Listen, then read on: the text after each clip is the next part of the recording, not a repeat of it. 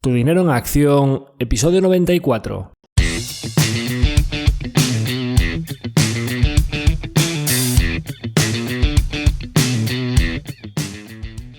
Hola, soy Javier Acción, asesor financiero independiente autorizado y registrado en la Comisión Nacional del Mercado de Valores con el número 149 y asesor del fondo de inversión Acción Global. Te doy la bienvenida a Tu dinero en acción, tu podcast de inversión, donde hablaremos de manera sencilla y cercana de conceptos, métodos y alternativas para rentabilizar tus ahorros. Si te planteas sacarle partido a tus ahorros o quieres descubrir qué opciones te interesan más, te invito a quedarte para aprender sobre finanzas con un lenguaje directo y sin tecnicismos. Si tienes alguna pregunta, duda o sugerencia, puedes contactar con nosotros utilizando las distintas vías que encontrarás en nuestra página web www.accioninversiones.com.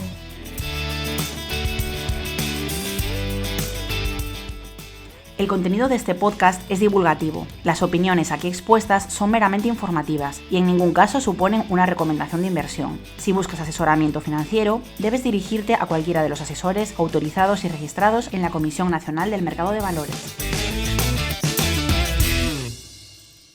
En el episodio de hoy volvemos con uno de nuestros capítulos dedicados a experiencias, por supuesto, experiencias personales enfocadas en la inversión. Y es que la semana pasada hemos podido asistir al Foro MedCap por segundo año consecutivo, el evento para medianas y pequeñas empresas que se celebra en el Palacio de la Bolsa de Madrid y organizado por BME, donde tenemos la oportunidad de encontrarnos con numerosas compañías cotizadas de pequeña y mediana capitalización, todas ellas españolas, que como sabéis, pues siempre comento aquí que conocer bien lo que hay en tu entorno más cercano, sobre todo en las compañías más pequeñitas, es fundamental para tomar decisiones de inversión. Y aunque nosotros solo nos encontrábamos tanto el año pasado como este año con dos compañías concretas que están en nuestra cartera, las dos pequeñas españolas que tenemos, pues es una oportunidad muy buena para saber qué es lo que hay, conocer en profundidad otras compañías y estar un poco pendientes de cualquier información y cualquier comentario, que hay veces que se saca más de una comida con un compañero o de un comentario entre pasillos o al salir o entrar de una reunión que de lo que hablas con las propias empresas. Entonces, en general, para tener el tono o el pulso de las compañías pequeñas y medianas en España, pues es súper interesante, ¿no? Es verdad que ha sido un evento que ha sido un poquito accidentado para mí en lo particular, ahora os comentaré por qué. No ha sido todo lo fluido,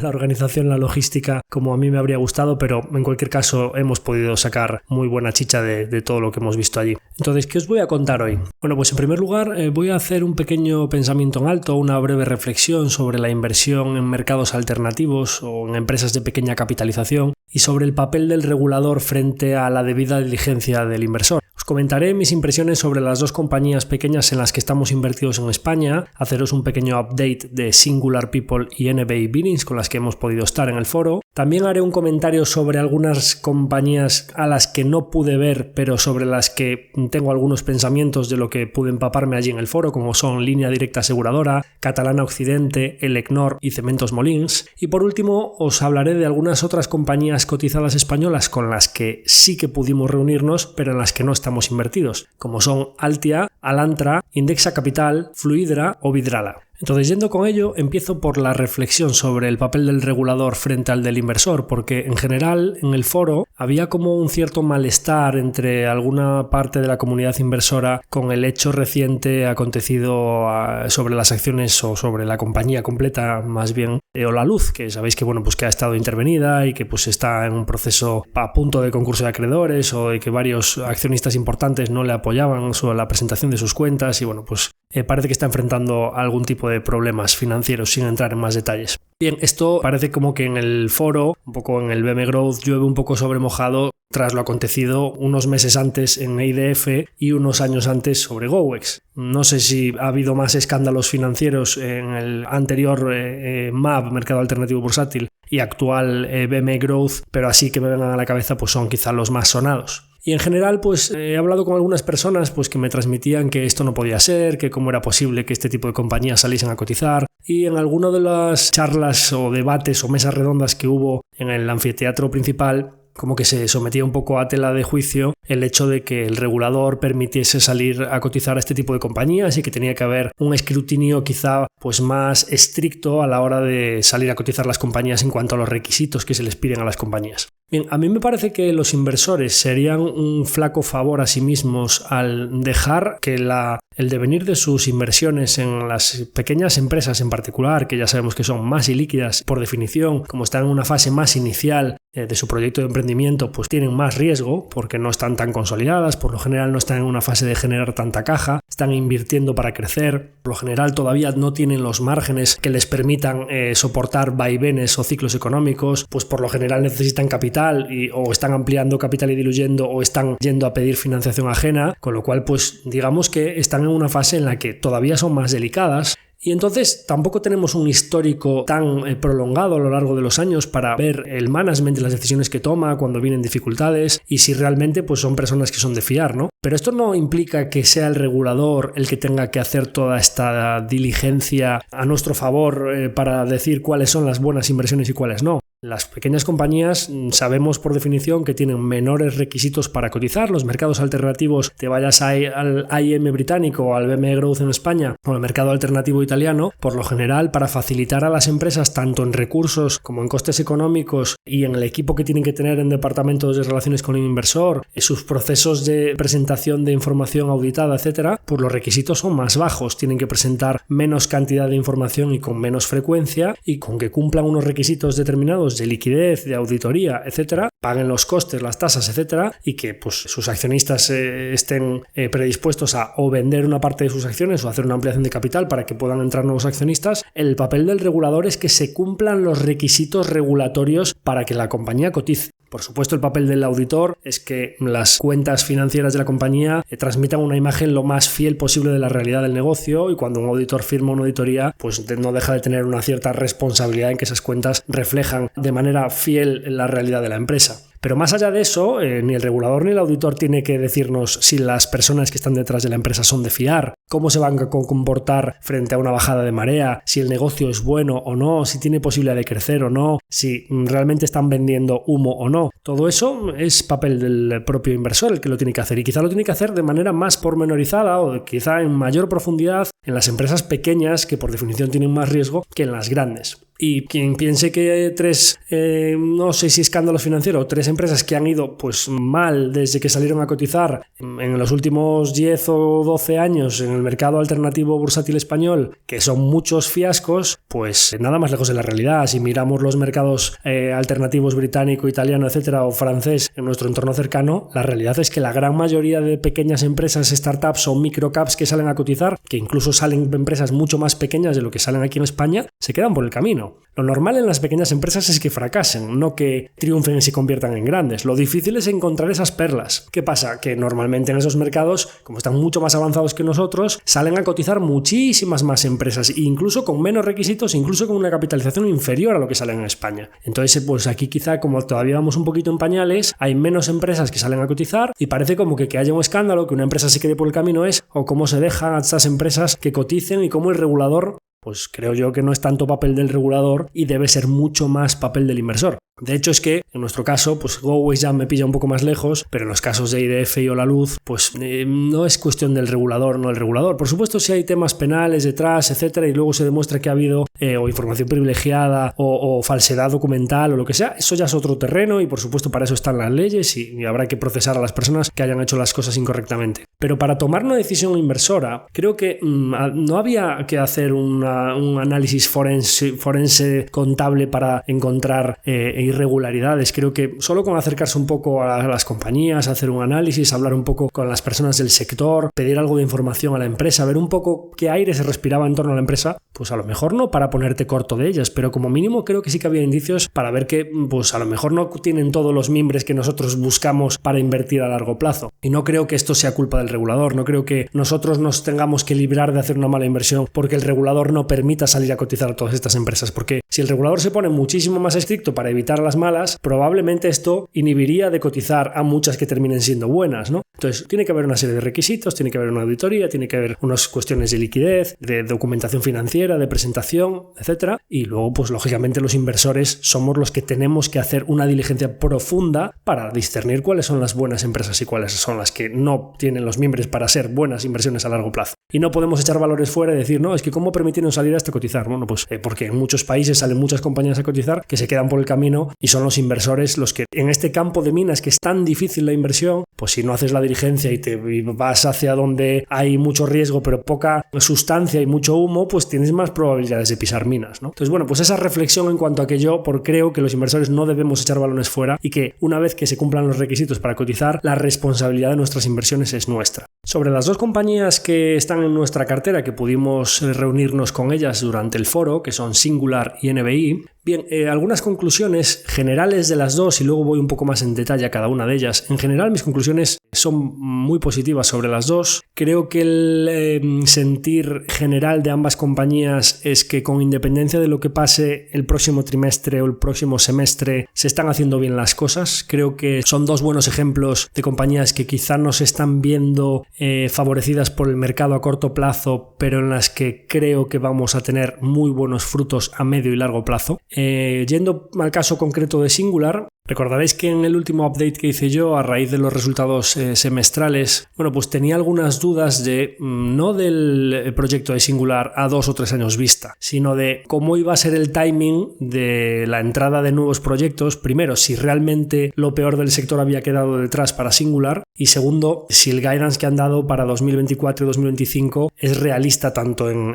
crecimiento orgánico como en márgenes. Bien, mi sensación aquí es, y esto lo uno un poco con lo de Altia, mi sensación aquí es que va por barrios, pero parece que lo peor sí que ha quedado detrás. Lo que no se sabe es a qué velocidad van a ir entrando los nuevos proyectos, pero como mínimo hay un sentir generalizado de que se empieza a ser más constructivo a la hora de proponer nuevos proyectos. Quizá nuevos proyectos un poquito más sensibles con el precio, y esto puede beneficiar a Singular atendiendo proyectos a Estados Unidos desde México o incluso en algunos casos en los que ya tengas una relación buena con el cliente de confianza, incluso desde España, lo cual puede ser muy positivo para ellos. Y también como varios frentes abiertos en la oficina nueva que tienen en Arabia, que ya veremos en qué magnitud y a qué ritmo, pero con bastante opcionalidad, porque siendo una compañía relativamente pequeña en el sector, pues bastantes opcionalidades de que solo con que uno de los frentes abiertos que tiene les pueda salir, pues a lo mejor a Accenture no le mueve la aguja, pero a Singular parece que solo con que le salga una de esas cosas podría movérsela bastante, ¿no?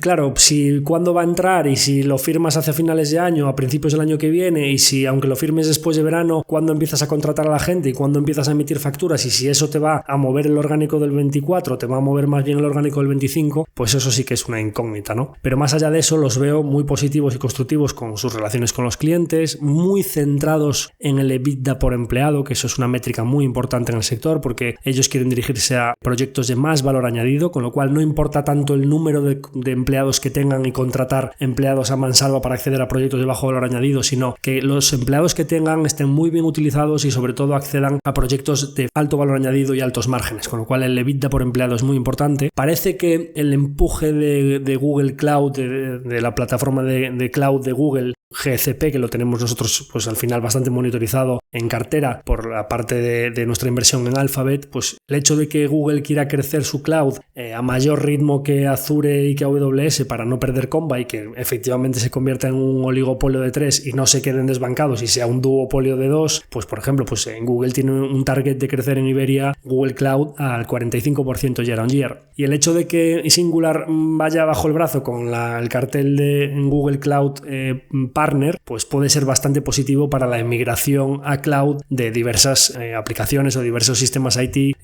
tanto el sector financiero como el sector retail, etcétera, ¿no? Entonces, también pasa con la parte de Atlassian, que la compra de Tecnofor parece bastante interesante para ser Atlassian Partner, y el hecho de que estas compañías grandes hayan decidido tener menos cantidad de partners, pero que los que tengan sean más representativos, y que un Google, por ejemplo, pues cuando alguien quiere hacer una migración a cloud directamente le diga a sus clientes, habla con Singular, que ellos te lo hacen, pues es bastante positivo, ¿no? Entonces, bueno, pues bastantes opcionalidades yendo de la mano de compañías como Atlassian o como Google, y también a través ya de entender a contratos de alto valor añadido, pero desde zonas con costes laborales más bajos que Estados Unidos, como pueden ser México y España principalmente. Y como habíamos comentado aquí también, pues mucho foco en la eficiencia, ¿no? En revisar cada partida de gasto, en que el margen dependa de ellos mismos, que el top line pues vendrán cosas, pero que lo que sí que sabemos seguro es que de downline, si somos muy eficientes en costes, pues los márgenes como mínimo vamos a mantenerlos y si podemos incrementarlos. Y por supuesto, al final, como decimos aquí siempre, yendo de la mano de un negocio, un sector que debería crecer porque la digitalización y la migración a cloud de diferentes sectores debería continuar, pues parece que si lo peor de las horas bajas del sector ha quedado atrás y Singular es un partner de referencia para socios tan importantes y con objetivos de crecimiento tan abultados, pues no sabemos a qué ritmo van a ir viniendo los contratos y cuál será el orgánico del 24 y cuál será el del 25, pero parece que estamos invertidos en una compañía seria que hace las cosas bien y que está en un sector con buenas perspectivas de crecimiento, y deberíamos a lo largo de un ciclo completo, desde las horas bajas que acabamos de ver hasta pues las horas altas de nuevo, deberíamos ver unas tasas de crecimiento sanas y con buen nivel de generación de caja.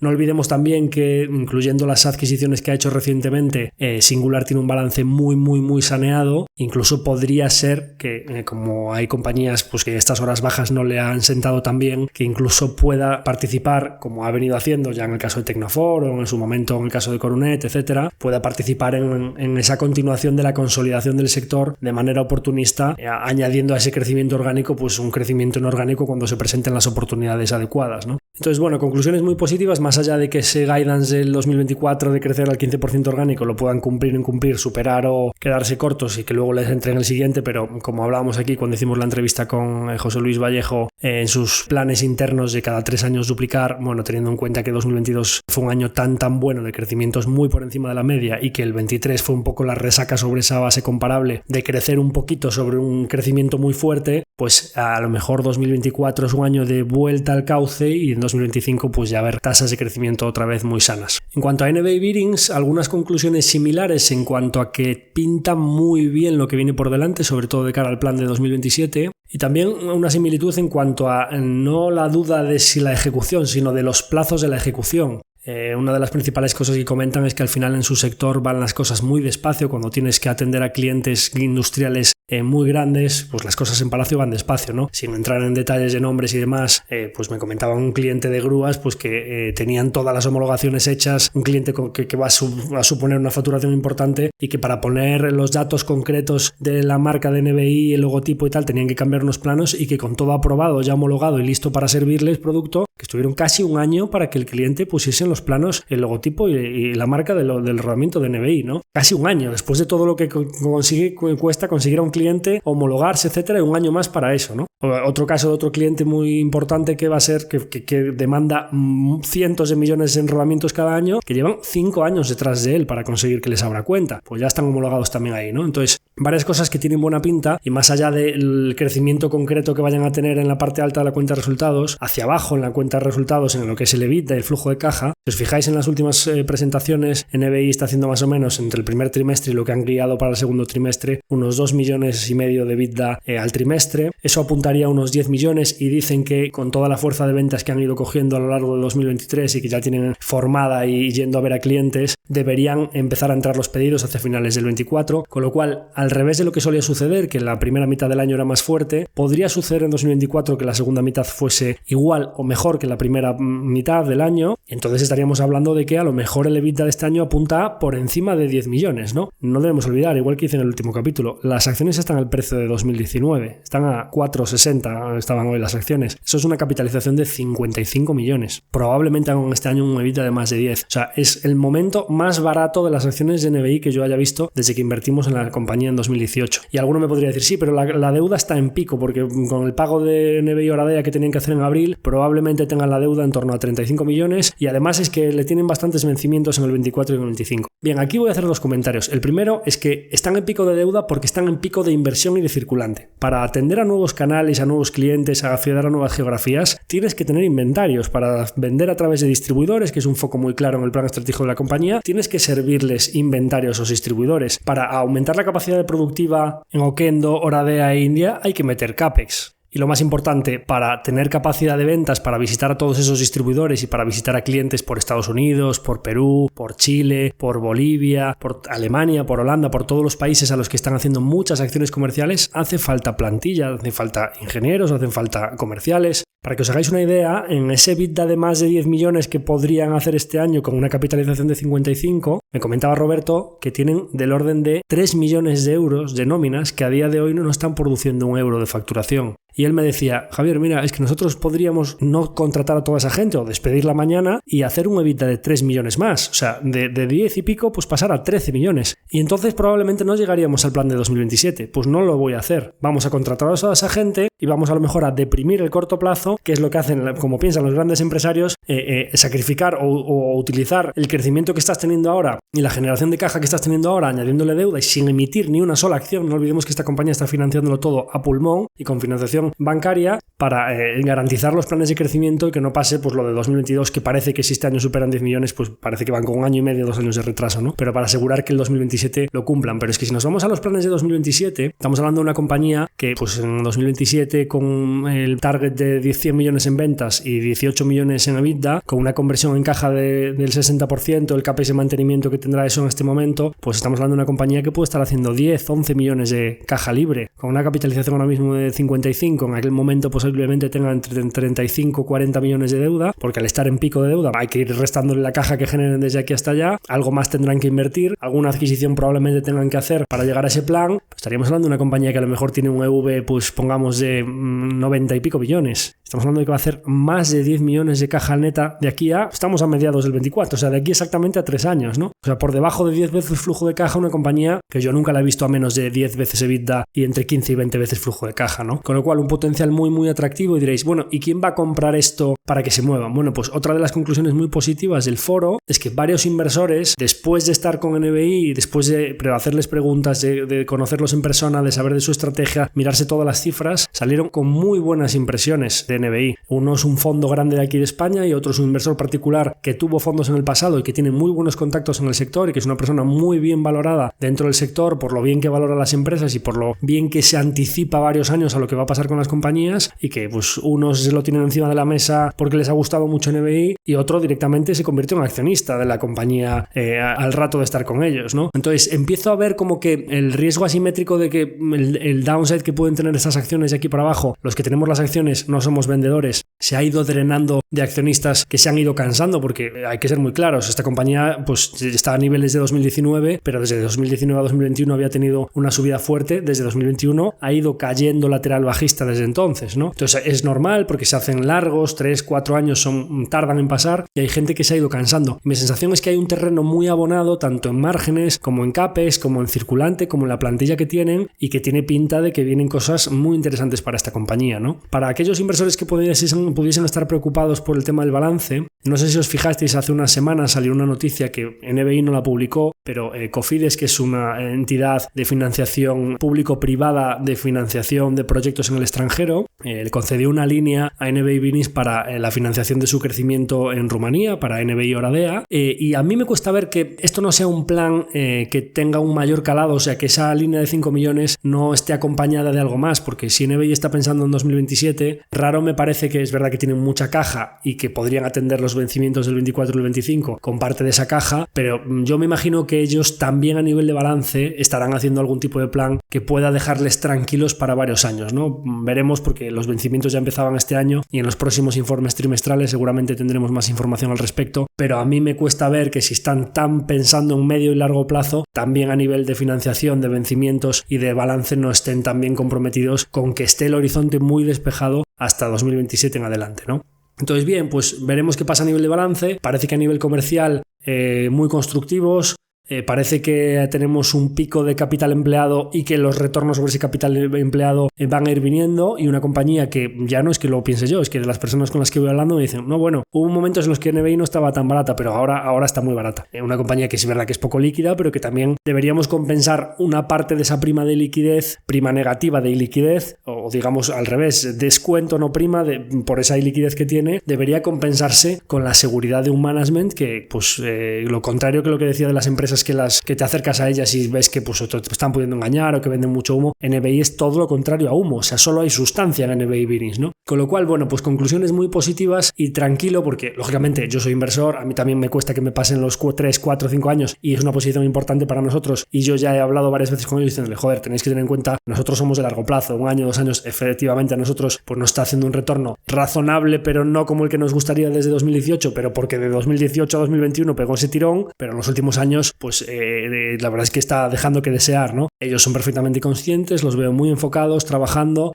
con un equipo tanto en la planta de Oquendo como en Oradea, como en India, etcétera, con su acuerdo con su socio chino, con las exportaciones tanto a Norteamérica como a Sudamérica. Creo que lo mejor está por venir y además, así como en otros casos podría decir, no, es que faltan años y tal, yo creo que esto está a punto de eclosionar a no mucho tardar. O sea, es decir, creo que vamos a darnos cuenta pronto de que es una compañía que a nivel de ventas, de EBITDA, de márgenes, de generación de flujo de caja, nos daremos cuenta que esta época la compañía estaba muy, muy barata. Y ahora, tras comentar 2 reuniones a las que sí que pudimos ir y en las que además estamos invertidos, paso un poco a la parte accidentada del foro, a lo que no pudimos ir. Una pequeña parte por cuestiones logísticas, porque mi transporte yo iba en tren, en el primer tren de la mañana del martes y llegó bastante tarde. Hay un follón en la estación de Chamartín que estaba viendo, siempre se decía, no, pues el avión es más irregular, puedes tener retrasos, pero el tren es... Bueno, pues los trenes últimamente no están cumpliendo muy bien y ahí me perdí de 2 reuniones que tuve que cambiar un poco la agenda del día porque quería priorizar las que eran fundamentales y como ya no llegué a la primera, pues tuve que hacer un par de cambios y me perdí las reuniones con Línea Directa y Catalana Occidente. Y luego además resulta que mi gran amigo y compañero Choming, que íbamos juntos al Airbnb, diréis, ¿y por qué a un Airbnb y no a un hotel? Bueno, pues porque ya empezó accidentado el tema, porque eran doble concierto consecutivo de Taylor Swift en Madrid en el Bernabéu, pues a 65 o 70 mil personas cada día, pues por 2, 140.000, pues las plazas de hoteleras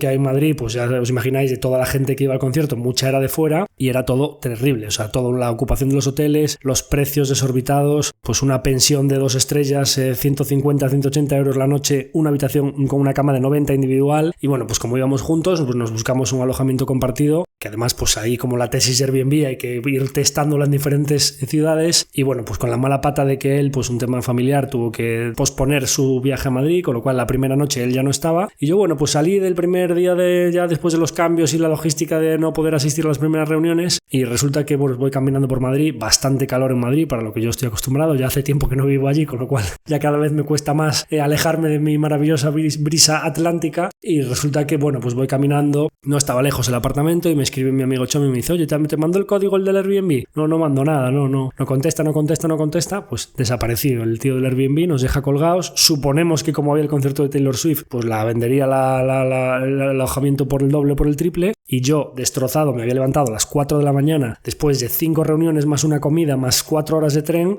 pues con el calor de Madrid caminando con la maleta sin tener dónde caerme muerto y esperando a que Airbnb, por supuesto, 10. La compañía resuelve al instante, te buscan otro alojamiento instantáneo, por supuesto no tienes que pagar nada más, pero bueno, es un poco follón, tienes que cancelar la primera reserva, la segunda reserva tiene que contestarte, con lo cual si no es de reserva inmediata tienes que esperar a que te acepten la solicitud, pues 1 hora y pico tomando algo por ahí, esperándome a un aire acondicionado, me resfrío en el aire acondicionado por devenir del calor y el cambio de temperatura, y digo yo, bueno, yo me encuentro demasiado mal, es verdad que ya no soy un chaval, pero a mis 40 años digo yo que podría aguantar unas reuniones y un tren, etcétera, me encontraba mal y bueno, me llego al apartamento por fin, que nos lo dieron muy lejos, muchísimo más lejos del que habíamos contratado, pero bueno, no importa, fui hasta allí, me meto en cama y a las 8 de la tarde me metí en cama para descansar y al cabo de 1 hora y media, bueno, ya me levanté, o sea, una fiebre, un malestar, bueno, pues me había pillado una virasis, estaba con 39 de fiebre, tuve que anular todas las reuniones del día siguiente y yo allí solo, pues yéndome a la farmacia de guardia más cercana a buscar los antitérmicos hasta que me pasó 1 hora después del ibuprofeno, bueno, estaba, por supuesto me lo traje puesto de casa porque mi hijo y mi mujer habían estado de virases esos días y yo con la mala pata de que, bueno, pues dije a ver si no me pilla a mí justo en Madrid y justo me pilló. Bueno, pues eso hizo que me perdiese las reuniones del día siguiente, lamentablemente, con el EGNOR y Cementos Molins, que también me habría gustado mucho visitarlos, y CIA Automotive. Y bueno, pues algunos comentarios que os puedo dar de lo que no pude ir, que fue así de accidentado, ¿no? El primer día sí que pude estar con Singular, con NBI, con Altia, etcétera, y ahora os comentaré. También pude ver al día siguiente a Alantra, Indexa, Fluidra, Vidralas, etcétera. O sea, como que le saqué mucha chicha, pero algunas pues me las perdí. ¿Y qué os puedo comentar de lo que me perdí? Porque os decía, a lo mejor en una comida con un compañero puedes obtener, entonces pues estaba comiendo con varios compañeros, que un par de ellos tienen fondos, otros inversor, etcétera, y les comentaba, joder, pues no pude ir a Línea Directa y Catalana, y salió el tema de las aseguradoras españolas, ¿no? Y bueno, pues a mí me picaba un poco la curiosidad porque siempre me pregunta gente, oye, Catalana, que está muy bien gestionada, y oye, Línea Directa y tal, que la sacó Bankinter y tal. Bien, en general yo no sabía, me faltaban algunos cabos por atar, porque en la subida de marea del sector asegurador, que como sabéis, las compañías aseguradoras que tengan un capital flotante que puedan invertir, pues que no es suyo, que es por todas esas primas que luego no saben si van a tener que pagar indemnizaciones, es una especie de apalancamiento, leverage, es algo parecido al sector bancario, pues que tienen un dinero que les llevan allí los depositantes y que pueden invertirlo en prestarlo pueden apalancar su balance para prestarlo a una tasa más alta que lo que les cuesta. Pero en el caso de las aseguradoras, ese float les cuesta las indemnizaciones, pero no están pagando un interés por ese dinero, sino que tienen, digamos, float gratis, vamos a decir, ¿no? Tienen su negocio tradicional o su negocio operativo, que es el ingreso de las primas, menos todas las indemnizaciones que tienen que pagar, menos sus gastos operativos, es lo que da el ratio combinado. Un ratio combinado del 80% es muy bueno. ¿Qué quiere decir del 80%? Es la inversa al margen operativo. 80% es todas tus primas por indemnización más todos tus gastos. Quiere decir que el 80, de 100 menos 80 es el 20. Pues quiere decir que un negocio asegurador que después de pagar todas las indemnizaciones y todos sus gastos operativos le quede limpio de polvo y paja un 20%, a lo que además se suma todos los rendimientos financieros del flotante con el que pueden jugar, pues una aseguradora que tienen los miembros para hacerlo muy bien a largo plazo, ¿no? Entonces, bueno, pues me comentan, ¿no? Joder, pues que a Línea Directa, en una de estas comidas, joder, se le ha ido el ratio combinado del 78 al 98, o sea, prácticamente ahora mismo no gana dinero con su negocio asegurador y tal. Entonces, atando un poco de cabos y suelta uno, claro, nos ha jodido con Mutua Madrileña en el sector en España, que es una entidad sin ánimo de lucro, o sin ánimo de lucro no, o sea, por el lucro de sus mutualistas para que les salgan más baratos los seguros. Es decir, ¿cuál es el problema de las compañías aseguradoras con exposición a la rama de auto, especialmente en España? Que tienes un jugador que no es que no sea disciplinado en precios, es que le dan igual los precios. Tienes un jugador que lo único que quiere es que a sus mutualistas les salga barato el seguro, lo más barato posible, y que cuando de repente tienes tu coche familiar asegurado a 600 euros, todo riesgo con franquicia, y de repente nosotros tenemos todo en nuestra correduría, tanto los seguros de hogar, el vehículo, etcétera, y cuando vas a la correduría y le dices, no, auto, y dices, no, olvídate, eso habla con la mutua porque es que no lo vas a conseguir en ningún sitio más bajo. Hablas con la mutua de los 600 que tenían, no, 495. Joder, qué interesante, ¿no? Tal. Te llama a Línea Directa y lo tenías con ellos y uno de los de la mesa decía, no, es que me llamaba en Línea Directa cuando le dije que me lo llevaba y me dijo, ¿a dónde te vas? A la mutua. ¿Y cuándo te lo dan? 490. Si te lo igualo te quedas. Claro, ahí está el ratio combinado de Línea Directa yéndose a freír puñetas, ¿no? Entonces, buen ejemplo de por qué compañías bien gestionadas como son Línea Directa y Catalana Occidente lo pueden tener muy complicado, y además es que esto no tiene la verdad es que no se está en el horizonte viendo que esto pueda cambiar, porque los incentivos de Mutua Madrileña para poner precios más altos no van a cambiar. Con lo cual, pues un sector que está viendo como un jugador no poco disciplinado, sino digamos incluso sin ánimo de lucro, está dañando muy mucho sus finanzas, ¿no? Entonces eso en cuanto a Línea Directa y Catalana Occidente. A Elecnor no pude ir, pero solo un comentario. Me pareció interesante porque había varios inversores que yo conocía que estaban invertidos en la compañía y que me venían hablando de, pues ya no solo de toda la parte de electrificación de Elecnor, pues que la electrificación de la economía, de las infraestructuras, al final pues para una compañía de ingeniería que hace instalaciones eléctricas pues tiene pinta de que le va a ir muy bien, sino que además ellos habían ido invirtiendo en una cartera de generación renovable que el mercado estaba valorando muy mal. Bueno, como sabréis, las acciones de Elecnor en los últimos tiempos llevaban años y años y años sin hacer nada, y de repente pues se han ido las acciones como que de 8 o 9 a 20 euros por acción, ¿no? Se han duplicado en poco tiempo, como que de repente el mercado ha puesto en valor todo de golpe lo que la compañía llevaba construyendo muchos años. Solo haceros un comentario. En el foro, no pude ir a esa reunión porque fue el día que estuve enfermo, pero un pequeño comentario. En el foro, las reuniones se llaman one-to-one. Teóricamente, si hay solicitudes y slots suficientes, lo machean todo para que tú te veas con las compañías tú solo, que tú vayas a la compañía como inversor y les hagas las preguntas que quieras. Las compañías que tienen bastante demanda tienen que ajustar los slots y a lo mejor te meten con otros 2 o 3 inversores. Una compañía que hablaremos ya después como Vidrala o Fluidra, Fluidra estamos hablando de una compañía del IBEX 35, pues que es de las medianas o pequeñas del IBEX, pero para el foro era una compañía de las grandes, igual que Vidrala, pues a lo mejor estábamos 5, 6 inversores. Eso es una reunión en una sala de las medio grandes que ponen allí. Bueno, pues en el Elecnor éramos 15 en la reunión. Si nos ponen en ese slot a 15 personas, no es porque tengan gusto en que vayamos allí a un anfiteatro un montón de gente, sino porque en todos los restantes slots que tenía Elecnor, esas eran las solicitudes que tenía. Para que veáis un poco, en todo esto que hablamos siempre del precio mueve las narrativas, como una compañía que recientemente su acción lo ha hecho muy bien y que llevaba años y años y años olvidada, como de repente que el precio empieza a funcionar hace que genere mucha atención por parte de los inversores. Esto no quiere decir que la compañía de ahora en adelante lo vaya a hacer mal, pero probablemente las posibilidades de hacer buenos retornos de aquí en adelante, cuando ya ha generado toda esa atención por parte de los inversores, sean peores que cuando no generaba ninguna atención, cuando estaban allí solos o con 2 o 3 más en la reunión y cuando la acción llevaba una buena temporada sin moverse y ellos estaban construyendo. Así que mi enhorabuena desde aquí a los que confiaron en la compañía antes de que el precio moviese la narrativa. ¿De acuerdo? Ese es mi comentario sobre el Equinor. Y Cementos Molins, que ya os comenté el año pasado, que me había llevado muy buenas impresiones del director financiero o CEO que han puesto, que venía de Europac, con lo cual pues que sabe mucho de negocios cíclicos y que tenían la intención de en algún momento hacer una ampliación de capital para hacer lo que se llama una re-IPO, es decir, como una relisting de la compañía con mayor liquidez y pudiendo acceder a mercado continuo y no a esto de Corros de Barcelona donde está, etcétera, que es ininvertible prácticamente. Parece que podría ser que la ampliación de capital o una operación corporativa de M&A en la que Cementos Molins comprase algún competidor, porque sabéis que pues hay diferentes ventajas competitivas en las cementeras por el NIMBY effect, lo que os comentaba cuando hablábamos de lo de not in my backyard, ¿no? Lo de cómo pasa con las torres de telefonía, que no todo el mundo quiere una cementera en la puerta de su casa por el ruido, el polvo, la contaminación tanto acústica como de todos los productos que extraen allí, el polvo, etcétera. Pues hay como monopolios locales y que además son productos de bajo valor añadido y con pesos altos, pues que no viajan demasiado bien, ¿no? Entonces, el M&A en las cementeras tiene sentido, es decir, ganar cuota de mercado a base de adquirir a competidores poco eficientes y después eficientar todos sus procesos logísticos, etcétera, tiene sentido, ¿no? Entonces, parece que Cementos Molins en algún momento en los próximos meses / años la veremos hacer alguna adquisición importante, hacer una ampliación de capital importante para poder hacer esa adquisición, aumentar su liquidez y verla como una compañía cotizada con mayor liquidez en el mercado continuo y que sea más invertible. Así que un caso sin duda para seguir de cerca porque es una compañía muy interesante. Y ahora, tras lo que pudo ser y no fue por todo lo accidentado, volvemos ya a la parte menos accidentada, que recuperé la normalidad en el último día y sí que ya pude asistir a unas cuantas reuniones más y donde más allá de estos pequeños comentarios de entre pasillos o de comida aquí, comida allá que me fueron llegando y sí que quería transmitiroslos, pues volvemos a las reuniones, ¿no? Entonces vamos con Altia, Alantra, Indexa, Fluidra y Vidrala. Sobre Altia, en general los pensamientos similares a los de Singular en cuanto a lo devenir general del sector, que ellos ya empiezan a ver brotes verdes, o sea que sí que han visto que lo peor puede quedar detrás, pero que es cierto que Altia es una compañía que va mucho por su propio camino y que digamos que ellos se van labrando su buen hacer, ¿no? Altia, para los que la conozcáis, es una compañía, como decíamos antes, de muchas nueces y poco ruido, o de mucha sustancia y poco humo, ¿no? Entonces,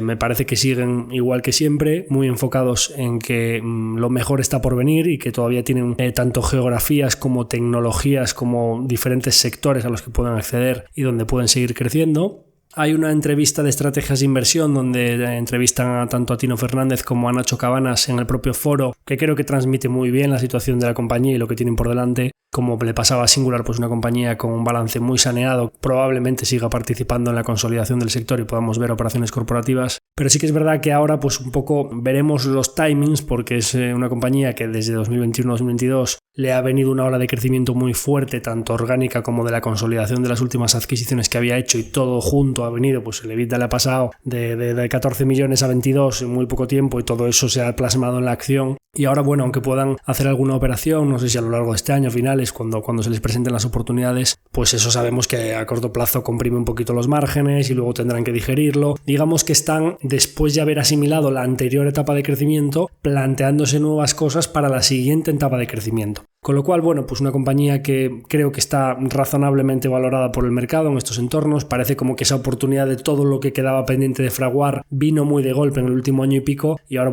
tendrá que consolidar estos niveles y plantearse nuevas cosas para el futuro, pero partiendo de la base de que es una compañía, como decía, de mucha sustancia, que hace muy bien las cosas y que de los que creo que te puedes fiar y que son muy buenos compañeros de viaje para el largo plazo para cualquier inversor que quiera tener compañías en el sector IT España, ¿no? Partiendo de la base también de que es una compañía muy muy poco líquida y en la que es difícil construir las posiciones, pero seguro que le irá muy bien al futuro. En cuanto a Alantra, sabéis que es una compañía de banca de inversión que hace principalmente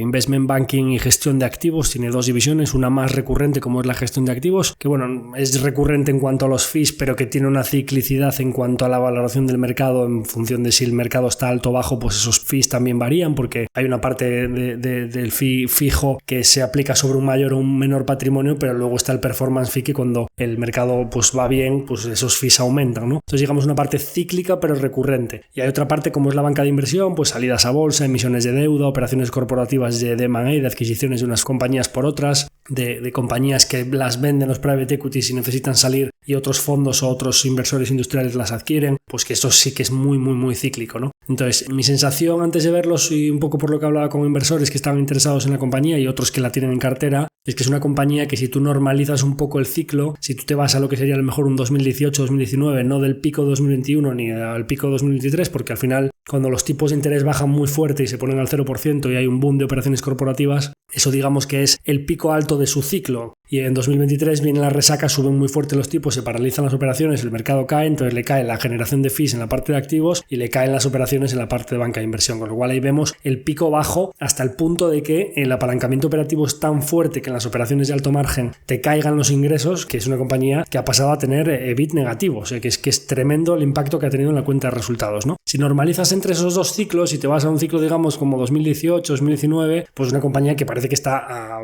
todas luces muy barata, ¿no? Porque con bastante liquidez también, como pasa en general en todo el BM Growth, pero una compañía que sí puede hacerlo mejor en punto medio de ciclo, 35 millones más o menos, capitalizando 300 y algo, con casi 100 entre la caja y los asimilables a caja, pues un EV de menos de 200 millones con un EBIT de 35, pues estaría como a 6 veces, una cosa así, ¿no? Baratísimo. A mi modo de ver, viendo estos impactos tan fuertes y una ciclicidad tan grande y luego por la poca transparencia que existe en la parte de los fees de los partners, porque al final nosotros lo que estamos viendo aquí son las ventas netas. Digamos, después de todos los fees de los partners, desde que hacen un acuerdo y el 50% ya se lo lleva el que consigue el acuerdo, etcétera, nosotros vemos las ventas netas y no es fácil saber en qué momento la asimetría positiva de que el negocio venga a favor se la están llevando ellos y cuáles se están llevando los accionistas, ¿no? Es verdad que al final es una compañía pues que paga un dividendo muy alto, pero si tú ves lo que ha hecho la acción en los últimos 10 o 15 años, a mí me cuesta ver esa generación de valor a largo plazo que vaya quedando en la acción, ¿no? Es como que pues lo que generan en caja en los ciclos buenos se va acumulando y lo pagan dividendo y ha pagado un dividend yield muy muy alto, pero lo que me cuesta ver es la visibilidad a la generación de valor de ir a nuevas geografías y crecimientos,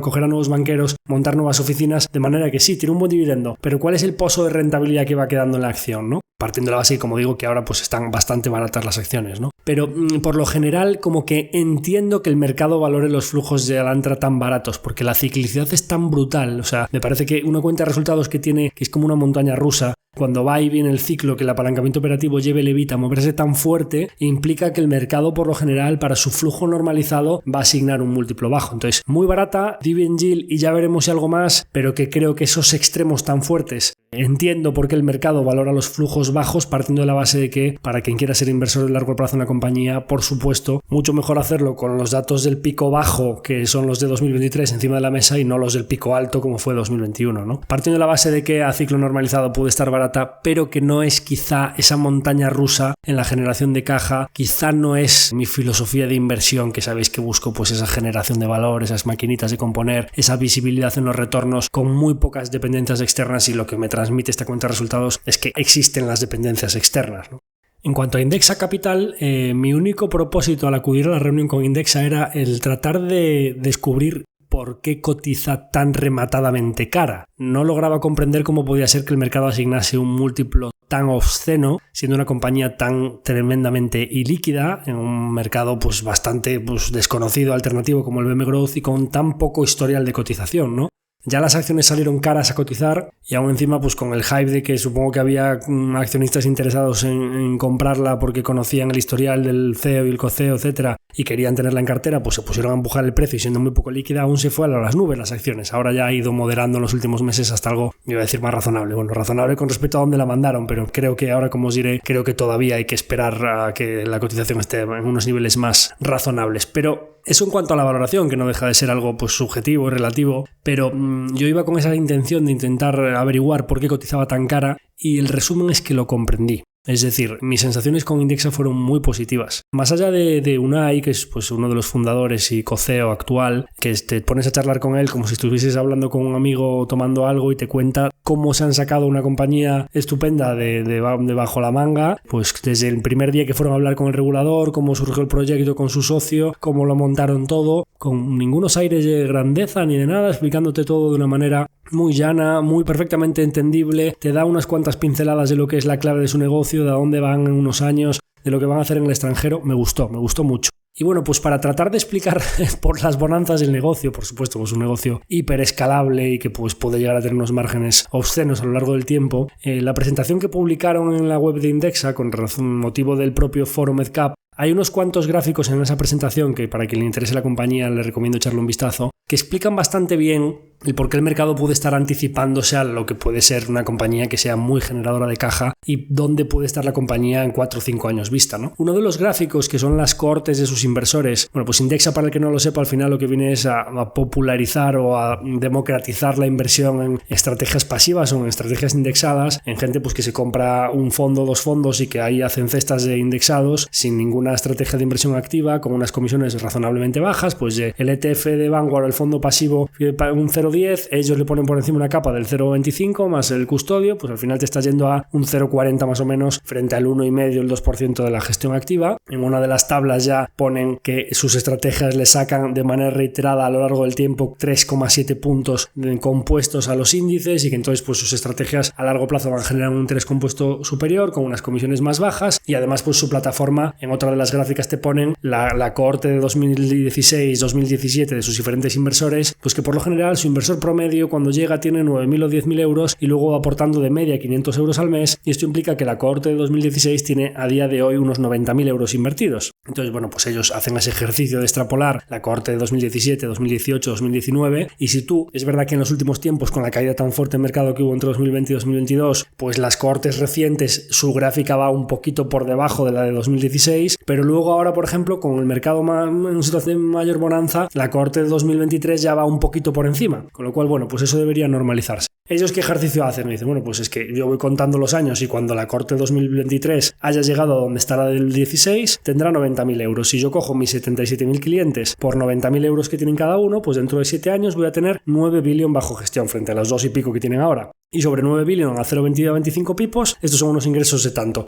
Que vale, entendí lo que pensáis que va a pasar con el top line. ¿Cómo va a escalar esto? O sea, ¿cómo vais a acompañar esos ingresos que básicamente tienen una inercia brutal? Porque la gente no solo hace una aportación inicial, sino que tienen órdenes periódicas automáticas metidas en su plataforma que les producen incrementos en los asset under management de 50 millones de euros al mes. Ahí atrás, en un poco la crisis, pues eran de 30 y pico. En el pico de 2021 fueron de 60 y pico, 70. De promedio, pues 50, ¿no? Con lo cual tienen una visibilidad brutal y que 50 millones al mes de captación entrarán nuevos clientes, pero es que solo las órdenes automáticas son 600 kilos al año de captación de asset under management, que va en vena todos los fees que eso genera, ¿no? Entonces, dice, vale, ¿cómo lo vais a acompañar con gastos a lo largo del tiempo? O sea, ¿cómo va a aumentar el OPEX frente a cómo aumente el top line? Porque, lógicamente, si los ingresos van solos, pues tú tendrás que decidir cuánto inviertes o cuánto estresas esa cuenta de resultados para cuánto margen quieres obtener, ¿no? Y bueno, la respuesta fue bastante sencilla y yo creo que cualquier persona que piense en este modelo de negocio y en los gastos que tiene la compañía, que es ridícula la plantilla que tiene para los assets under management que tienen, y hay otro de los gráficos que pone, pues somos la compañía tanto de Europa como de Estados Unidos que ha levantado menos capital para las ventas y para los assets under management que tienen. O sea, creo que capitaliza 150 millones la compañía y han levantado en las diferentes rondas 3 millones. O sea, es completamente ridículo. Es una compañía eficiente, que tiene los pies en el suelo, que no sobregasta, que no se dan stock options, etcétera, etcétera. Digamos, lo bueno de un negocio de gestión de activos muy escalable y con incentivos bastante alineados. Parte mala, ya os lo anticipo, más del 80% de las acciones en circulación en manos de accionistas de referencia, socios fundadores, empleados, etcétera. O sea, muy poco free float, muy difícil invertir aquí y además, como os decía, rematadamente cara. Bien, pues me decía, mira, es que Javier,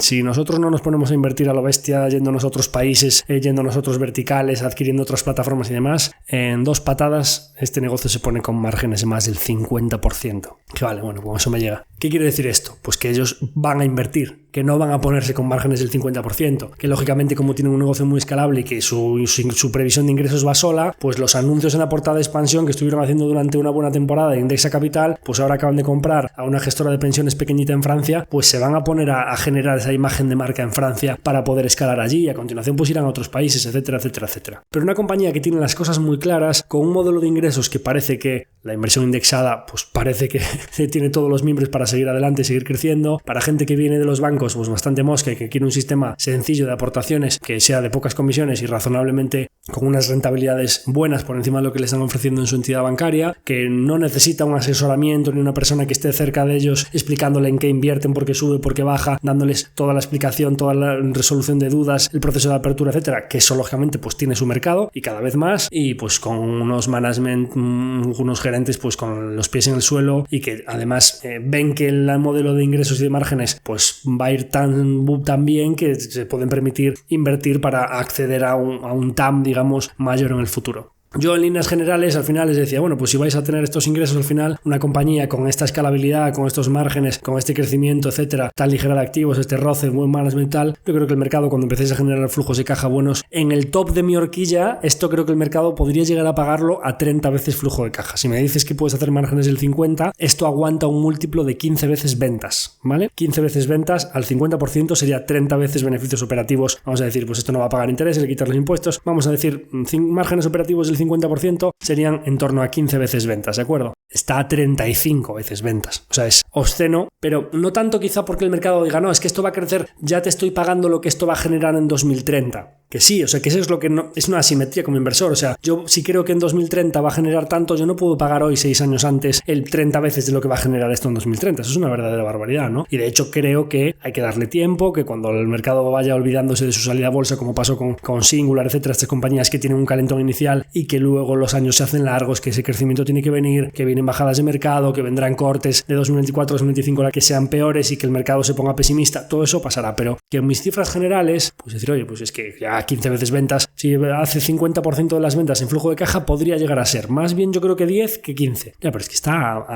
al triple de eso. Es decir, tendría que drenarse mucho todavía todo ese hype o esa salida a bolsa. Y luego, ¿qué puede pasar o no? Porque con tanta cantidad de acciones en manos de unos accionistas de referencia que no tienen ningún interés en vender, pues tiene que haber la pequeña parte del free float que las compró en la salida a bolsa o en los días posteriores que la vaya vendiendo para tirar esa acción. Y luego lo que sí que es cierto es que los que, pues como me pasa a mí, los que nos hayamos acercado a la compañía y veamos las bondades del negocio, a ciertos niveles va a haber demanda, porque va a haber gente que diga, joder, pues que esto es un negocio muy bueno. Entonces, la duda está en quién está dispuesto a pagar 30 veces flujo de caja o 15 veces ventas y quién pues solo pagará 8 o 10, y entonces hasta qué punto llegará cuando venga esa corrección, que seguro como a todas las compañías les viene, pues le vendrá, pero que he comprendido las bondades del negocio y he comprendido por qué esta compañía merece ser seguida de cerca, porque tiene muy buena pinta, la verdad. En cuanto a Fluidra, otra de las compañías que a mí me picaba la curiosidad para tratar de entender por qué las piscinas son un buen negocio, ¿no? Porque pues hay varios casos, tanto en el caso de Fluidra en concreto como en una compañía que es distribuidora en Estados Unidos que se llama Poolcorp, que ha sido un gran caso de compound en plazos largos. Y a mí me picaba la curiosidad de saber por qué un negocio que depende tanto de la construcción puede ser un buen negocio a largo plazo. Sospechaba que el aftermarket, el mantenimiento, pero quería saber un poco por qué no había incentivos para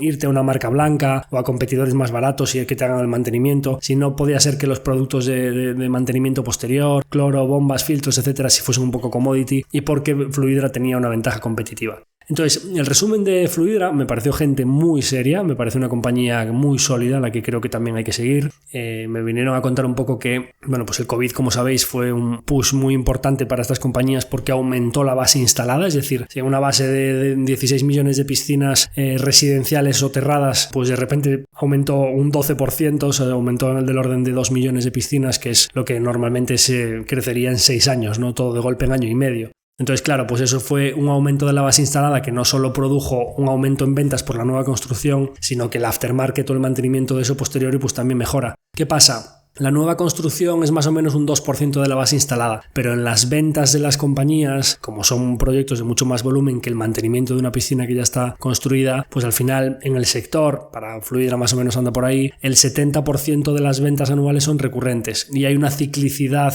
relacionada con el sector de la construcción, de nuevas construcciones de nuevas piscinas en el restante 30%. ¿Qué pasa? Ese 30%, la ciclicidad en ese trozo de la cuenta de resultados, por los márgenes que tiene la nueva construcción, implica que tu apalancamiento operativo, aunque el resto sea recurrente, pues tienes un apalancamiento operativo que a lo mejor en top line no es tanto, pero en downline hacia EBIT y hacia flujo de caja, pues sí que tiene una ciclicidad importante, ¿no? En general, pues que es una compañía bastante particular porque está muy bien integrada a nivel de fabricación, logística y mantenimiento posterior y distribución. Le llaman como la perla negra del sector. Salvo en Estados Unidos, en todo el mundo fabrican y distribuyen. En Estados Unidos no fabrican, solo distribuyen por el acuerdo que tienen con Poolcorp y que pues han intentado distribuir allí comprando algún competidor pequeñito en la zona, en la parte de distribución que vendía robots y que no han conseguido introducir sus productos porque la gente iba a ese distribuidor y compraba los robots y se iba a Poolcorp y compraba el resto y no consiguieron, fue un fiasco total porque no consiguieron hacer crecer su rama de distribución en Estados Unidos porque es un país que es de los más grandes del mundo, de los que mejores márgenes tiene, pero que está maduro y en el que hay unas normas muy establecidas y en el que tú no puedes llegar y romper esas normas, y las normas básicamente son que allí tienes que vender a través de Poolcorp, lo cual pues me llama un poquito la atención de pues igual en algún momento con esta ciclicidad que tienes en la parte de nueva construcción, en algún momento a lo mejor hay que echarle un ojo a Poolcorp.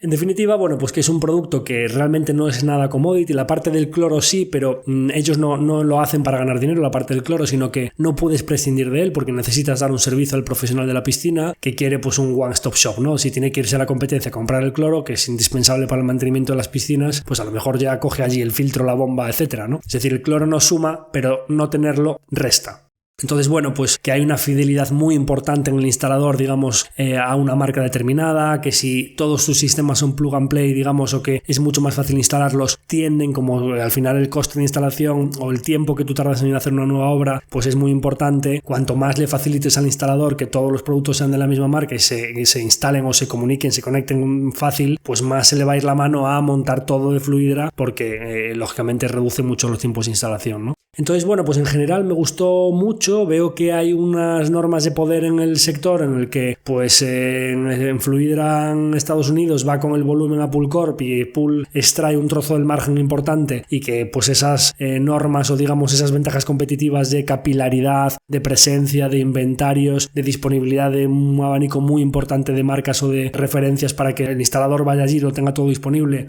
pues son muy difíciles de romper, lo cual pues me gusta, que me parece que refuerza el posicionamiento de que los distribuidores en determinados sectores pueden ser muy buen negocio. Ya es muy conocido el caso de Fastenal, tenemos a Diploma en Reino Unido, tenemos a Indutrade, Lagercrantz y Adtech en Suecia, ahora pues el caso de Poolcorp, Ametec. Bueno, pues tenemos diferentes compañías tanto en Estados Unidos como en Europa que tienen ventajas competitivas importantes y que pues me pica la curiosidad bastante de todo esto de los distribuidores, ¿no? Entonces, bueno, pues Fluidra me parece una compañía muy sólida, que es verdad que creo que el timing sí que hay que cogerlo bien y que ahora pues parece que estamos un poquito con la resaca post-COVID y que ya veremos qué pasa con la parte cíclica de la nueva construcción con un entorno de tipos altos y que todavía el sector inmobiliario no ha flaqueado, ya veremos qué puede pasar, pero como mínimo pues una compañía seria que hace las cosas bien, con unas dinámicas de marca, capilaridad,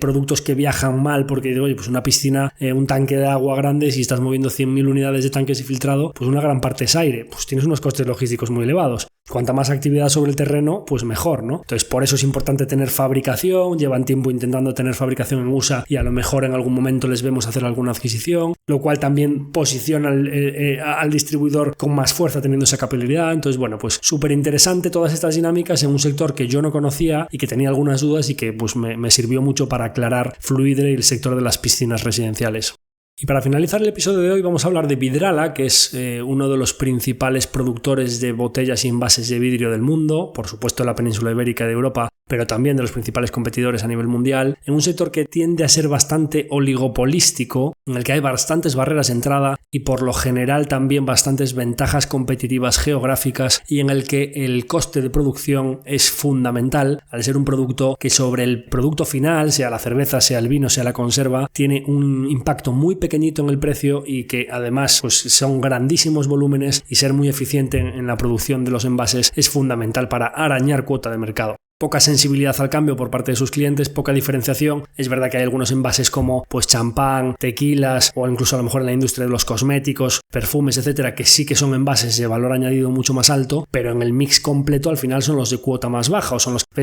peso más bajo tienen. con lo cual en el gran volumen, vinos, cervezas, etcétera, la diferenciación es más baja, con lo cual, ¿cuál es tu diferenciación? Estar muy cerquita del cliente y vender barato. Estar muy cerquita, pocos costes logísticos y estar cerca de los grandes centros productivos, ya sea Francia, Italia, ya sea Brasil para la cerveza, ya sea Estados Unidos, etcétera, ¿no? Vidrala es una compañía en la que recientemente nuestro interlocutor, que era Raúl Gómez, que era el director financiero, acaba de ser designado consejero delegado. Y esto es un paso importante para Vidrala, porque nos contaba Raúl que cada consejero delegado histórico de Vidrala ha tenido un papel. El primero pues era un ingeniero industrial que se conocía todos los procesos de manufactura y las fábricas al dedillo. Gorka, que era Gorka Smith, el CEO saliente, que a partir de julio dejará su puesto a Raúl, pues era el jefe de ventas en España y conocía perfectamente la red logística, ventas, clientes, etcétera, etcétera. Conocía el mercado como nadie y era una persona que tenía sentido para ese momento. Y el reto de Raúl, viniendo de la parte financiera, siendo una familia Vidrala de tercera, cuarta generación, pues con dos ramas muy marcadas, una muy tradicional y otra más pro crecimiento, pues el reto, el voto de confianza que le han dado a Raúl es, viniendo de la parte financiera, en un sector maduro en el que la capacidad para arañar cuota de manera orgánica cada vez es más compleja y en el que tienes jugadores produciendo en Brasil, jugadores produciendo en Turquía, parece que sobrecapacidad del orden del 10%, de que la oferta pues empieza a estar ya bastante ajustada, digamos, pues la demanda se ha quedado un pelín por debajo de la oferta, en torno a calculan un 10%, con lo cual clientes muy sensibles al precio y dificultades para arañar volumen por ahí. Pues hay dos fórmulas, ¿no? Principalmente ser súper eficiente en la capacidad productiva, ser flexible para cerrar producción en las zonas de costes laborales o costes energéticos muy altos y llevarte la producción de manera muy flexible a las zonas de costes laborales y costes energéticos muy bajos, y por supuesto crecimiento inorgánico, ¿no? Y esto es uno de los papeles fundamentales de Raúl en los próximos años, porque bueno, pues hay zonas en las que pues Francia es un sitio complicado para producir. Acaban de vender la filial italiana Veralia, que es el principal productor de vidrio de Francia y que parece que, pues, que para ambas partes es un buen negocio, porque al final pues Veralia también se quita a un competidor en Italia, y Vidrala pues está haciendo una apuesta muy importante tras el éxito de Santos Barossa en Portugal, que fue una adquisición estratégica que la han rentabilizado y mucho para servir desde Portugal. Nunca dan la cifra, pero a mucho más lejos de lo que se podía pensar. Parece que cuando produces muy muy barato y si eres eficiente a nivel logístico, puedes incluso desde plantas en el sur de Europa poder llegar con las botellas a mucho más lejos de lo que pensabas en un principio, ¿no? Bueno, pues lo mismo pasa en Brasil, ¿no? La apuesta de Vidrala es muy clara por crecer en Latinoamérica y tener producción en un país con costes laborales y energéticos bajos y poder servir desde allí pues a toda Latinoamérica, y ya veremos si no incluso bastante más al norte. Pues parece que el M&A y las adquisiciones en los próximos años van a ser cruciales para una compañía como Vidrala. Entonces bueno, pues eso, ser muy flexibles, muy concienciados con que la demanda y la oferta parece que en este momento no están tan ajustados como a ellos les gustaría. Posiblemente esa bajada de marea en el desajuste de oferta y demanda pueda perjudicar más a jugadores muy apalancados del sector y poco eficientes, que ya el mercado está apostando porque van a tener problemas. Y en ese escenario de problemas de algún jugador grande y que va a haber cuota que va a haber que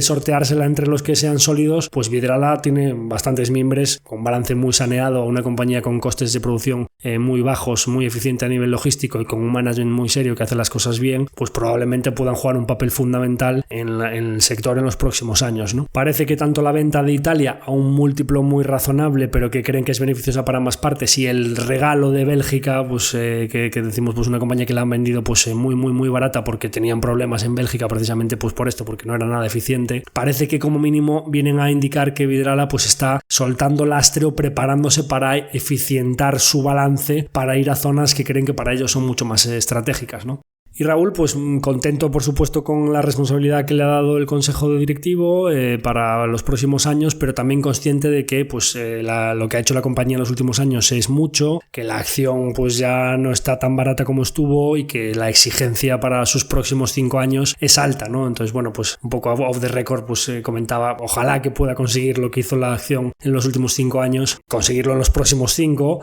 pero que pues lógicamente que tiene un listón alto y que lo ve difícil, porque lógicamente va a empujar todo lo que pueda, pero que lo ve complicado, ¿no? Nota al pie, en los últimos 5 años la compañía ha hecho un 10% compuesto más un dividendo del 1 o 2%, es decir, esto ha hecho en los últimos 5 años en torno a un 11 y pico % anual. Entonces, bueno, pues un sector de bajo crecimiento, digamos PIB más, en el que lo que prima es la eficiencia, la buena gestión, la asignación de capital, ¿no? Y sin duda Vidrala pues tiene estos 3 pilares y aunque se les plantean retos importantes para los próximos años, pues ha demostrado la compañía ya en plazos muy largos que es capaz de hacerlo muy bien. Y sin duda es una compañía que ojalá que podamos traer más contenido sobre ella aquí en el futuro. Sin más, esto ha sido todo el episodio del Foro MedCap. Hemos hablado de compañías en las que invertimos, compañías con las que nos habría gustado estar, pero no pudimos, y aún así pues me ha gustado daros algunos comentarios sobre ellas, y compañías en las que no invertimos y con las que sí que hemos estado.